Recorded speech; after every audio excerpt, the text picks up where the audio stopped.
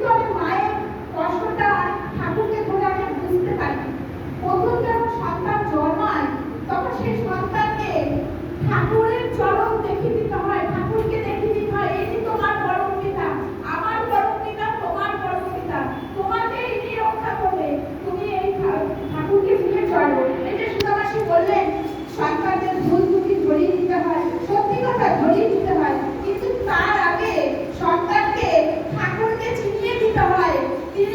তিনি তোমাকে রক্ষা করবে, আমি রক্ষা করার কেউ না, আমি তোমাকে বড় করবো, লালন পালন করবো, কিন্তু রক্ষা করবেন কিন্তু তিনি।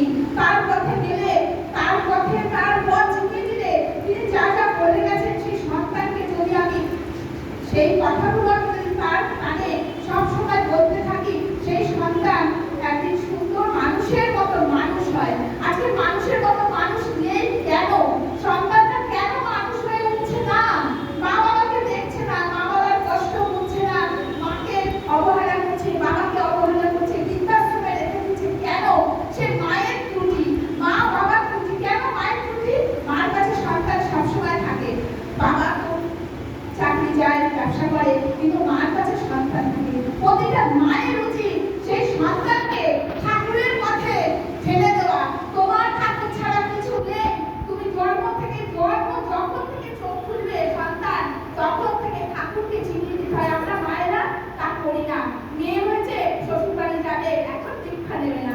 আরে দীক্ষা নেবে, দীক্ষা কি? দীক্ষা কিছু না, ঠাকুরকে ধরাই হচ্ছে আসল আমাদের পথ।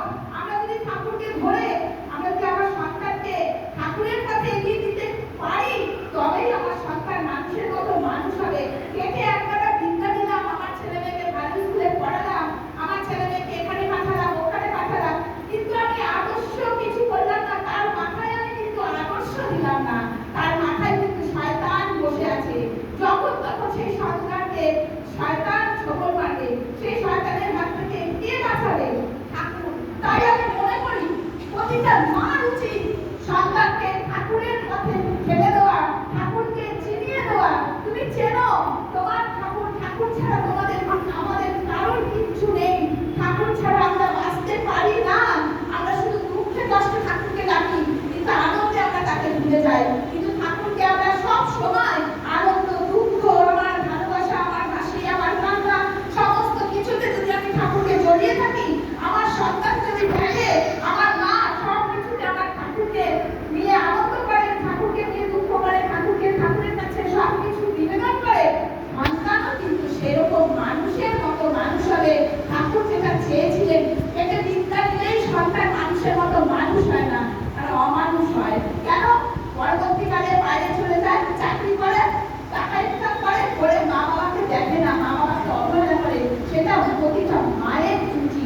মা যদি সন্তানকে ছোট থেকে তার ঠাকুরের পথে তাকে ঠেলে দিত, ঠাকুরের বই পড়তো, ঠাকুরের সমস্ত কথা জানতো, ঠাকুর কি চেয়েছেন, তাহলে সেই মা সেই ছেলে দুজনেই ভালো থাকতো। তো আমাদের প্রতিটা মায়ের উচিত সন্তানকে প্রথম থেকে ঠাকুরের পথে এগিয়ে দেওয়া। ঠাকুর ছাড়া জীবনে কিছু নেই, আর কিছু থাকতেও পারে না। তার নাম যদি আমরা সর্ববরত তার সন্তানের কানে দিই, যে তোমার এই নাম সারাক্ষণ তুমি জপবে, তুমি যেখানে যাবে, নাম ছাড়া গতি নেই, বাঁচতে পারবে না কেউ। আমিও বাঁচতে পারবো না, কেউ বাঁচতে পারবে না। তাই ঠাকুরকে নিয়ে, আমাদের সন্তানকে নিয়ে, আমাদের মায়েরা যদি আমরা ঠাকুরের কাছে সন্তানকে নিয়ে আসতে পারি, ঠাকুরকে জানাতে পারি, তাহলেই